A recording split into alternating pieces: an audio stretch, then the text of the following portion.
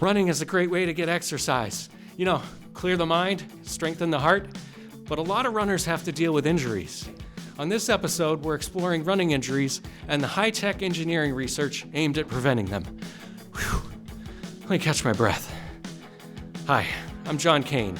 This is the WPI Podcast, your home for news and expertise from the classrooms and labs of Worcester Polytechnic Institute. Today's guest studies how mechanical loads from physical activity like running influence bone health. Karen Troy is the John Woodman Higgins Professor of Biomedical Engineering and head of the Department of Biomedical Engineering at Worcester Polytechnic Institute. Her work seeks to prevent stress fractures and fight bone loss. Karen, thanks for being on the WPI Podcast. Thanks, I'm excited to be here. A lot of people love running and the way it makes them feel, but running can also result in injuries. So I'm wondering if you could talk a little bit about what are some of the common injuries among runners. So I'd say the most common injuries are going to be overuse type injuries, either overuse of bones or overuse of tendons. So imagine bone stress injuries are very common, tendonitis, plantar fasciitis, sometimes people call runner's knee. Those are all musculoskeletal tissue injuries. 50% of runners report a running-related injury in any given year, so running injuries are quite common. The injuries that I study are bone stress injuries, so those are a type of overuse injury, sometimes called a stress fracture or a stress reaction, but it's specific to the bone.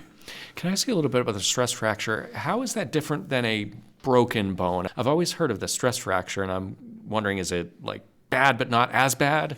Yeah, it is bad. It can be as bad, but the mechanism is a little different. So when you fall and you have a fracture, basically the force that your bone experiences is greater than the bone strength, and so the bone breaks. Mm-hmm. In a stress fracture, it's what we call fatigue damage. So basically, you don't have that much force, but you have a lot of repetition of that force. And so you can get micro damage that is in the bone and it accumulates. Normally, your body is actually really good at repairing damage. And so we have all of these cells that come in and they fix the damage and nothing bad ever happens. But in the case of a stress fracture, we're doing so much of an activity that we're accumulating the damage faster than you can repair it. And when you do that, eventually it will start to become painful. That's usually when we detect a stress fracture or a bone stress injury, but sometimes people will continue to run on through it, and even though it hurts, right? I'm sure lots of runners we know have run through painful things, and if you continue to run on it, eventually those micro cracks can all come together into a macro crack, and then you really do have a true stress fracture. Wow. Are there any differences between women and men and the number or prevalence or the types of injuries in running? Yeah, we know that in bone stress injuries, women tend to get injured with this type of injury 2 to 3 times more frequently than men do. We don't know exactly why. Some of it has to do with physiology and our ability to repair damage. Some of it may have to do with the types of physical activities that we did when we were growing up. Men often will start running a little bit earlier than women, but not always.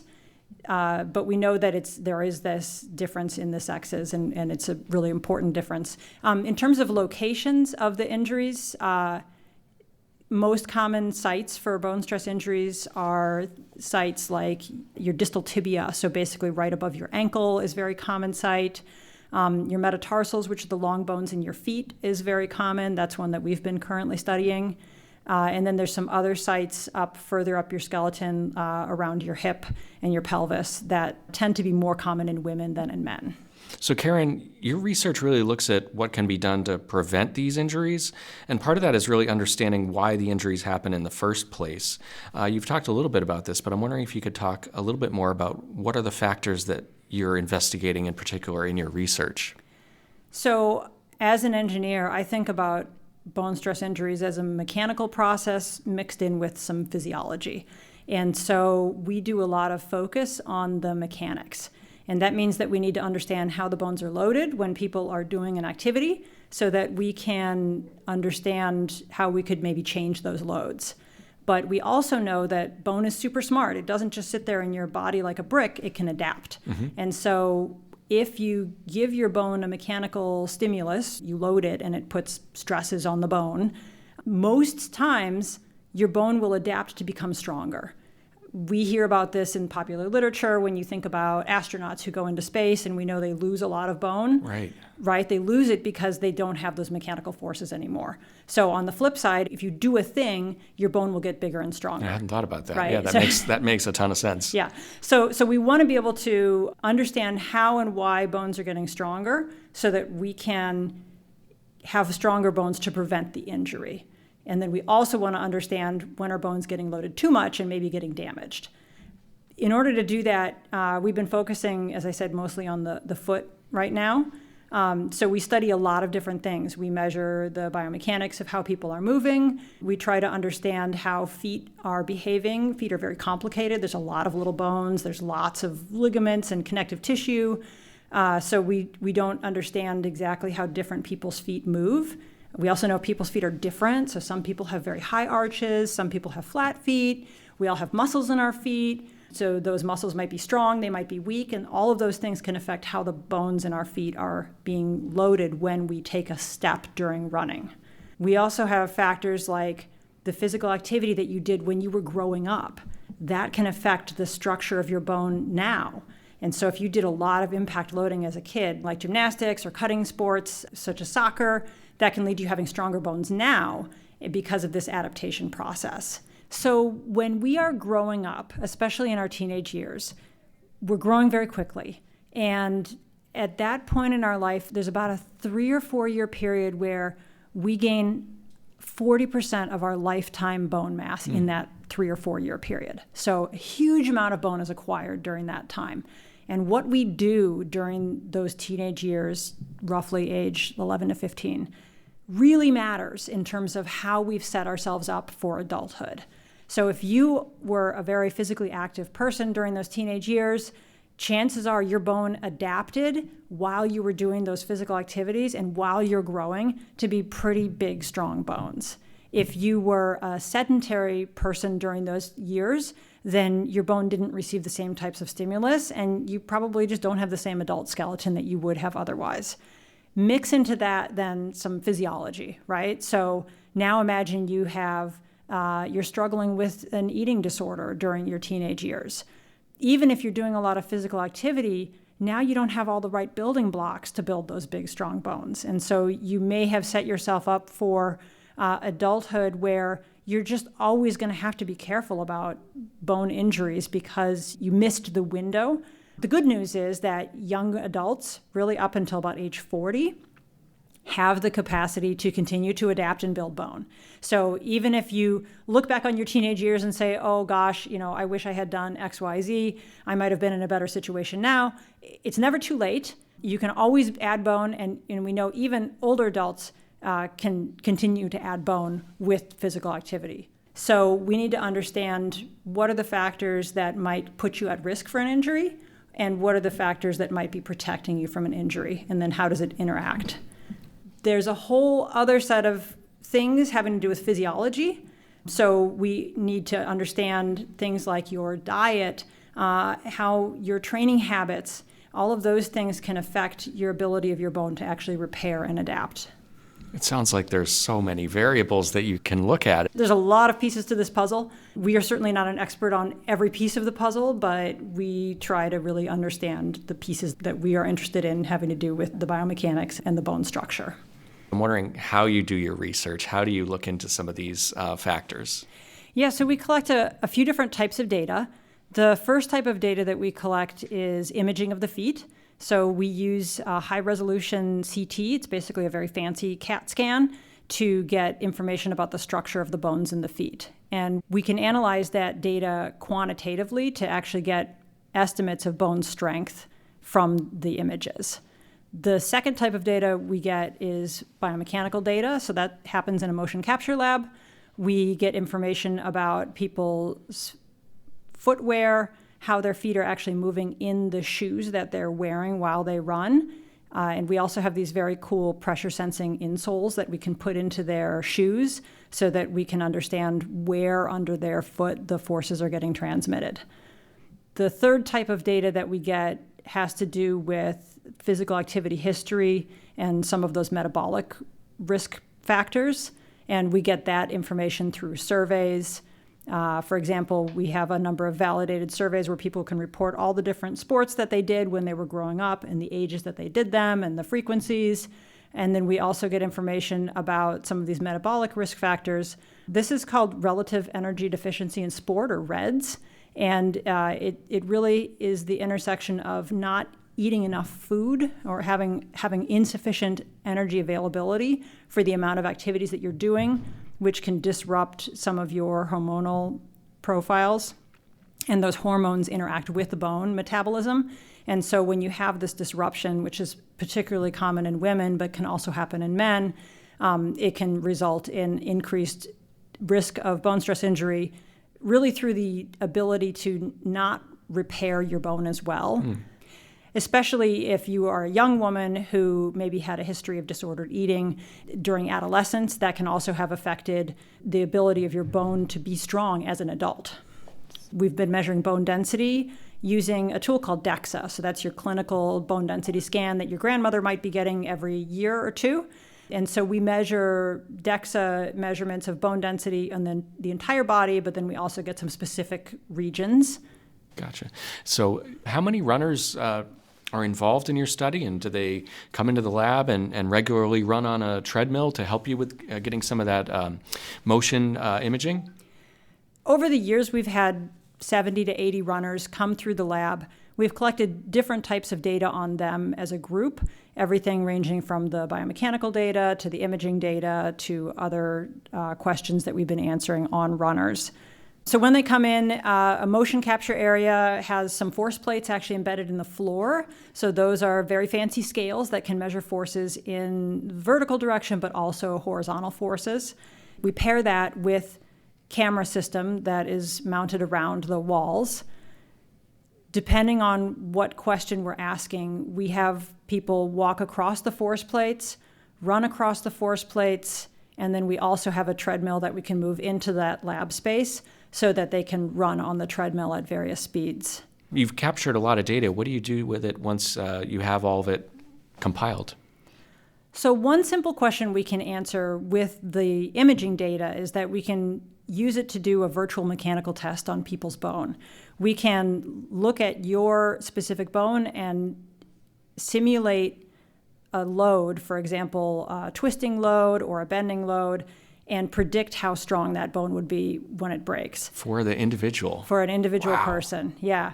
So that's really great because now we have a very objective, physics-based way to compare your bone strength to my bone strength, and that allows us to compare different groups of runners and understand why is this person's bone stronger than another person's bone. The goal at the end of that is for us to develop interventions so that I can make your bone stronger if it needs to be. Another goal is that I want to be able to develop predictive tools. Imagine that you are a runner and you want to train for a marathon, but you also don't want to get an injury, right? And so I would like to be able to make a tool that says, here's your physiologic profile. You know, you are X number of years old, male runner, and your risk of bone stress injury is low if you run, let's say, 30 miles a week or less, but it becomes substantially higher if you start to run 50 miles a week or more. So we know that people have training goals and performance goals, and then we also have injury risk tolerances. We want to be able to make tools so that we can make better choices about our training relative to our individual injury risk. So that's one of the ongoing projects, is to continue to collect the data, but we need to understand what are the risk factors that are important so that we can start to develop these tools. Karen, how do you hope the research that you're doing will benefit athletes, whether they're the professional or the weekend warrior? So I'm a runner, and this is a personal interest of mine, and I know a lot of runners suffer from overuse injuries. It's incredibly common. Lots of athletes have their identities really tied to their performance, and when you're injured, it can be incredibly frustrating and really make you question whether this is the person that you're cut out to be. So anything that we can do to help prevent these injuries would really be a great outcome. And I hope that we're getting data that can help people find that sweet spot between overuse and training too much and then not training enough, so that you can really balance the performance goals that you have, but also manage injury risk. So ultimately, we're hoping to empower people so that they can run smarter, not necessarily run less.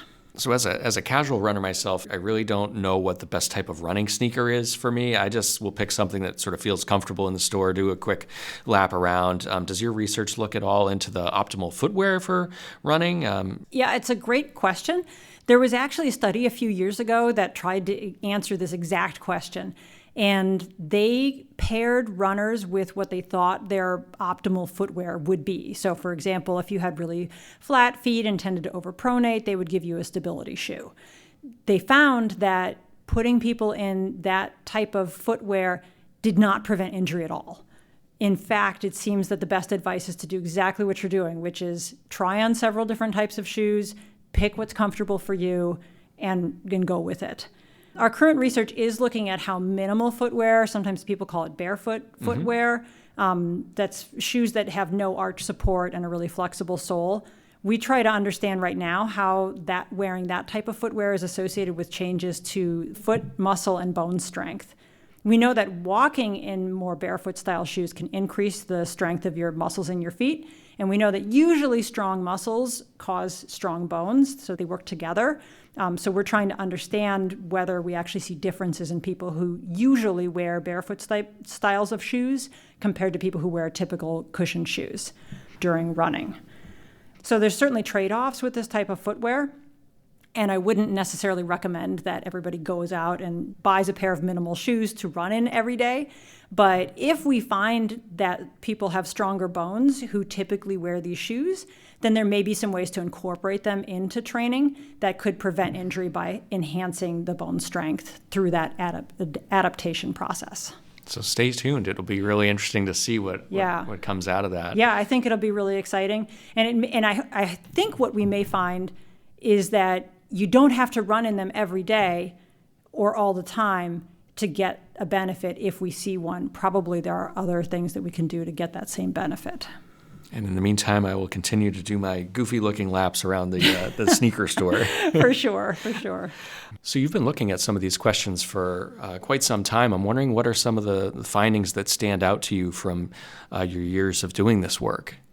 When we start to compare injured runners to those who have not had any history of injury, we see some things that are pretty obvious at the start. Our injured runners tend to be a little higher performing. They tend to be running longer miles at a faster pace. That's not really surprising because we know that training habits are associated with injury. We found that the runners with injury in our group tended to be a little taller or have bigger feet, which is kind of interesting. I think there's some mechanical reasons behind that. If you have bigger feet, then every time you're pushing off, you actually have a little bit of a larger lever arm. And if you're running at a faster pace, then you are also pushing off with more force. So those bones are just physically experiencing more force in your feet than you would if you had smaller feet. We also see a connection with REDS, this relative energy deficiency in sport. And that's consistent with what others have observed.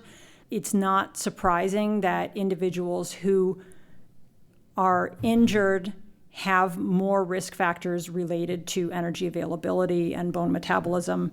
And one of the things that's been interesting is when we look at the bone density data, we found that many runners have just fine-looking bone density in their hips, which is a typical site that we'd look for. But then they have quite low bone density in their spines or even in their forearms. So it's not uniform. And when you look at your whole body, it looks okay.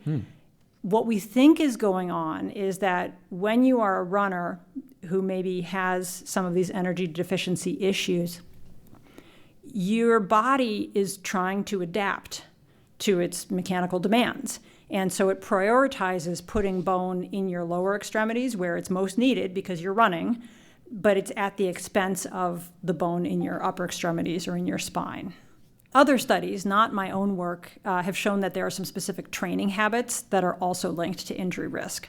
So, for example, if you have a very long run in your week compared to your weekly mileage, that can increase your injury risk. And the other thing that can increase it is training spikes. So if you're increasing the distance of that long run very quickly from week to week, and you're not also increasing that base volume that goes with it, those types of changes in training habits seem to be what's associated with injury risk more than running speed or weekly mileage. Really fascinating information, and that kind of leads me to my next question. I wanted to sort of dive in a little bit on that because chances are we've got some runners listening who probably want to know, okay, right now, what can I do? What can I do to try to prevent these types of injuries? Are there, additional practical steps that you might recommend for them based on your research and the research in the field? Yeah, I think my research is early enough stage that I don't have very specific results directly from my findings to help. However, good training habits is absolutely one of the key steps. In terms of foot injuries in particular, there seems to be some evidence that having strong feet may help. And so doing some foot core exercises can help. These are things like towel scrunches. So, take your bare foot and try and pick up a towel. There's other types of foot strengthening exercises. We think those may reduce the risk of injury in the feet in particular. There's other habits that you can have to reduce running injury. Good stride mechanics is another one. So we actually have evidence that overstriding, so stepping too far, stepping too long, that can increase your risk of running related injury. It increases the forces on the knee. It also increases forces on your bone. And in fact, there was some earlier work done by my colleague Brent Edwards that showed that if you shorten your stride but don't change your overall pace, that could potentially also reduce your risk of bone stress injury. Karen, you mentioned stride mechanics, and I know people run differently. They sort of land on their feet differently. Everybody's a little bit different. Is that a factor in injuries based on the research that we know of? One of the questions that I frequently get when I talk about my research is, should I try and change the way my foot hits the ground? I have heard that a rear strike foot pattern is dangerous, for example, or might cause injury, or a forefoot strike pattern is a better way to strike. The answer is it's complicated. Oftentimes, rear foot strike patterns are associated with injury because somebody is overstriding, so then you're really sticking your foot out and striking on your heel. But many people have a rear foot strike pattern that is not overstriding, and it's not associated with injury. So I would say key things to keep in mind is shorter stride length, as I mentioned before, staying light on your feet. So, you can listen to the sound that your feet make on the ground. And if you're really pounding, see what you can do to adjust it so that you sound quieter, and then just run in a natural way. And Karen, I'd love to widen out the view a little bit further. What about a person's overall training regimen? Do you have any tips for how runners can go after their goals while navigating any potential injury risk? Yeah, I think the most important thing in this, I guess I'm mostly speaking about longer races here, half marathon, marathon. But I think following a structured training plan is always a good plan, but don't be afraid to modify that plan. You don't have to be super rigid about it. So for example, if you sense that an injury is coming on, or if you always have an ache in a certain spot, it's okay to take a couple of days off or slow things down, do some cross training instead. That can really help with preventing injury. Additionally, if you're a person who's prone to injury, maybe you've had previous running related injuries, or you're recovering from an injury, you could even splice in some run walk in some of the longer runs. That's been always helpful for people. One of the other most important things is just to listen to your body. So if you do feel like an injury is coming on, and I think there's a lot of sunk cost that goes into especially training for something like a marathon. You get to your week 18 out of 20, you've done all your long runs, you've put in the effort, and something hurts, but you say, my gosh, I have worked for the last 4 months to train for this race, and I'm going to finish this darn thing. And I think a little perspective of realizing that this is not the only race in your life, and there will be others, especially if you enjoyed the process. Some days are going to be your day on race day, and other days are not. So I think just having that little perspective of realizing that not every race is going to be the perfect race, but there will be others, especially if you can keep yourself injury-free. I think that mindset can help you to keep your injuries minimized and maximize your performance goals, and realize that there will always be more. Racing and running can be a lifelong sport. I can give you an example from my own personal experience. When I was training for my first and only marathon, I had developed some tendinitis, and I had gone in and out of cross-training to try and resolve it as I got to very long runs. But by the time I got to my race day, I felt very committed to finishing it. I was running with my mom and my sister, and I really should have stopped running that marathon about halfway or 2/3 of the way through because it started to hurt quite badly. But at that point, I felt so committed to finishing the race that I completed it. And as a consequence, I have been dealing with chronic recurring tendinitis for the subsequent 15 years. It could have been a minor injury that resolved, but by persisting, I'm sure that I damaged something in my foot that has made it worse. Wow, yeah, it kind of speaks to that battle that you face. You put so much work into it. You want to reach the goal, and you kind of see how that plays into that equation. Yeah, if I could go back and message my past self, I would have done things slightly differently. But as it is, I continue to enjoy running, just not quite at that distance. So. Gotcha. And if someone's looking to come up with a training plan for a long run, where is a good place to start? So the internet is full of training plans. Some of them are really intelligently and thoughtfully designed, and others not so much. One thing I would recommend against is just typing into ChatGPT, give me a running training plan, mostly because it will give you a conglomerate of all kinds of distances mixed together, and so it often ends up giving you unrealistic goals for times and distances and speeds. But there are many marathon-specific training plans if you're looking for that. I personally really like the Some Work All Play group. This is a couple of coaches that have really nice, flexible training plans. But there are other websites out there, and certainly Runner's World has some very basic formulas. There's many of them out there. There's also a lot of books from coaches with marathon training plans. I want to go back into the lab for a moment and ask you, how are WPI students involved in the research that you do? So students are a really critical part of our research, and they participate both on the data collection and analysis side of things, and then they also often participate as volunteers because they are often also runners. So certainly a large number of student athletes have come into our lab as engineers to help with data collection, to help with data analysis. They are in the motion capture lab. They're helping to work with research participants. They're in front of computers doing image analysis on the CT images we get. And then sometimes they are also helping us by being participants in the research themselves. So they might be in the motion capture lab being a participant. And sometimes they span that gap.